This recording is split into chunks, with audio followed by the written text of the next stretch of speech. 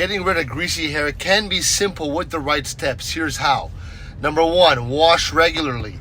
Use a clarifying shampoo to remove excess oil. Aim to wash your hair every 1 to 2 days depending on your hair type. Number 2, condition wisely. Apply conditioner only to the ends of your hair, avoiding the roots to prevent adding extra grease. Number 3, dry shampoo.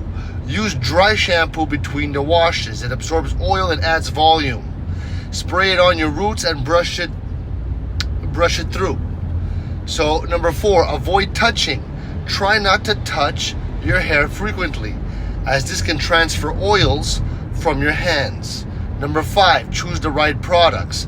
You gotta look for shampoos and conditioners that are labeled for oily hair. Avoid heavy styling products that can be contributing to your greasiness. And number 6, you gotta rinse with cold water. After washing, rinse with the cold water to help to help close the cuticles and reduce the oiliness. And then you gotta diet and hydrate. Plenty of water is effective. You have to diet. You have to. What you put in your body is everything. And your hair could look fresh and less greasy if you just follow these steps.